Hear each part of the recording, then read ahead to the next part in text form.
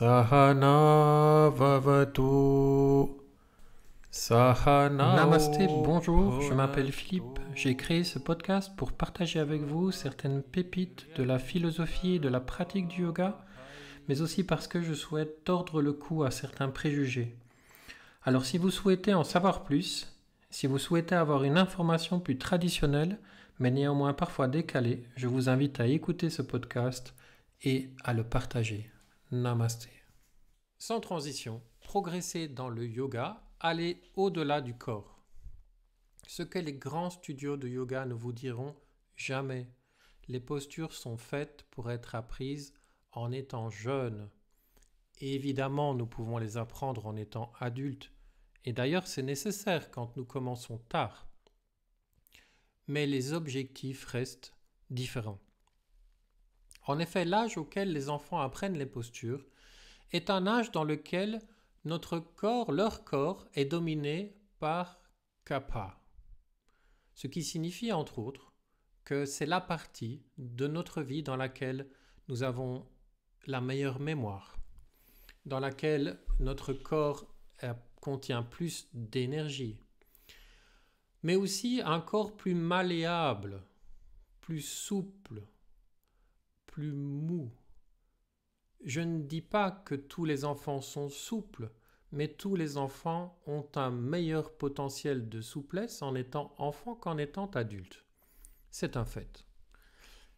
Kapha, c'est aussi cette énergie-là qui leur permet de construire, de mémoriser, de garder tous les potentiels, tous les schémas, toutes les habitudes qui leur serviront plus tard. C'est sur base de cette énergie-là que se construisent leur corps, leur mental et leur potentiel de demain.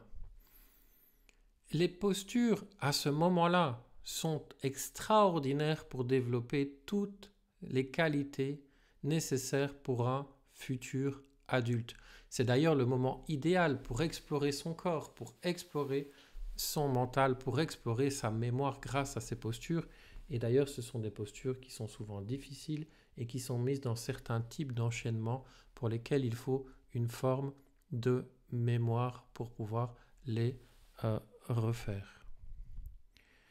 C'est donc un âge dans lequel nous pouvons aller loin dans les postures et pousser le corps à aller vers d'autres limites.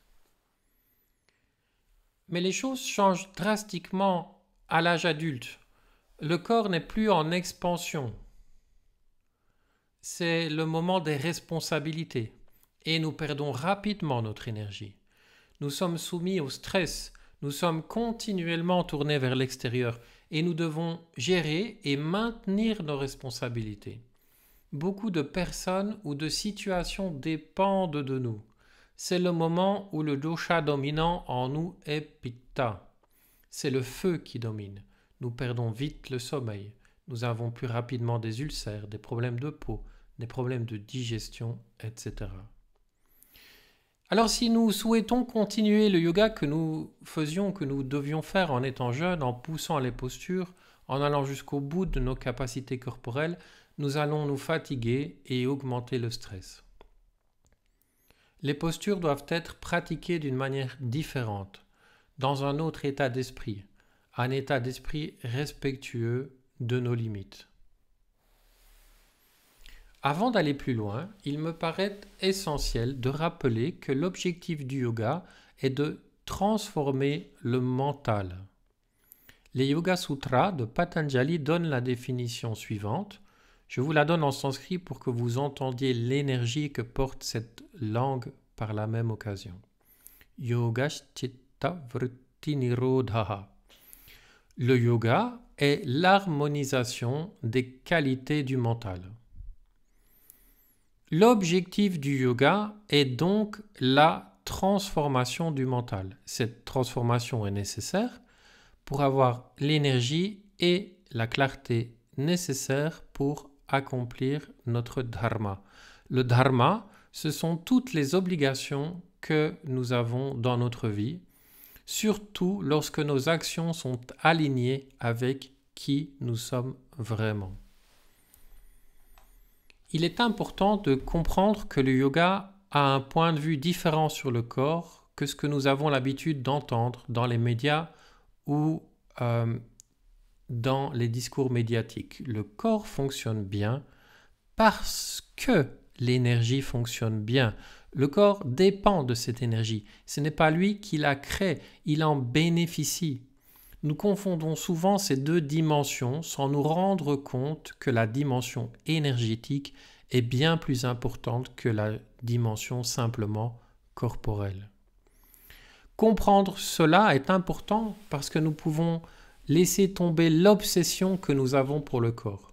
Du coup, les outils les plus importants deviennent le pranayama, donc la pratique du souffle, et les mantras, qui ont un énorme impact sur notre dimension énergétique et donc sur notre corps.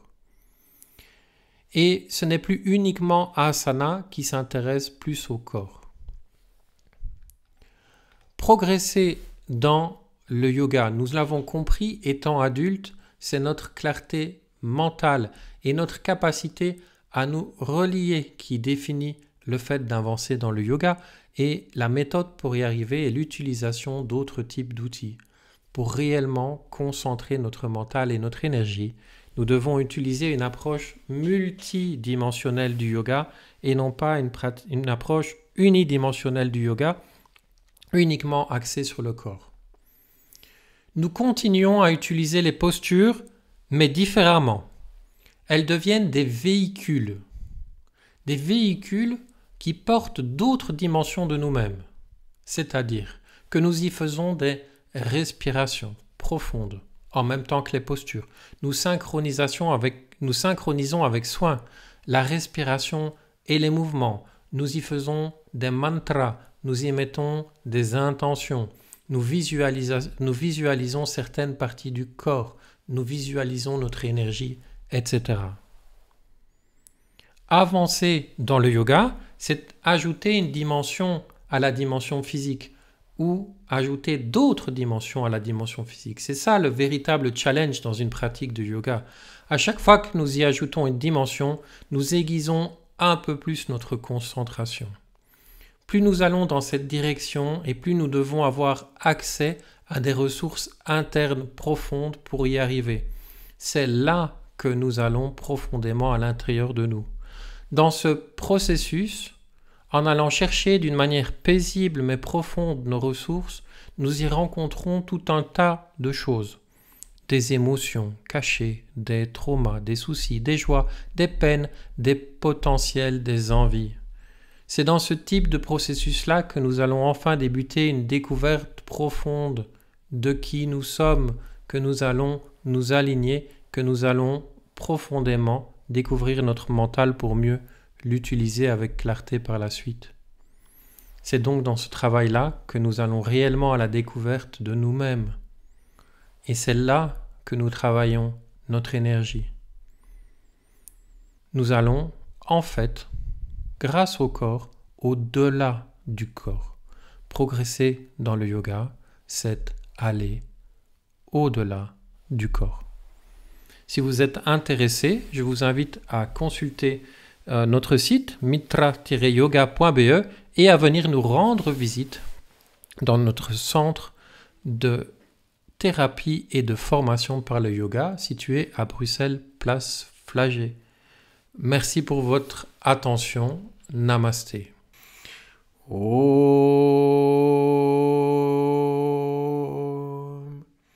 Shanti Shanti Shanti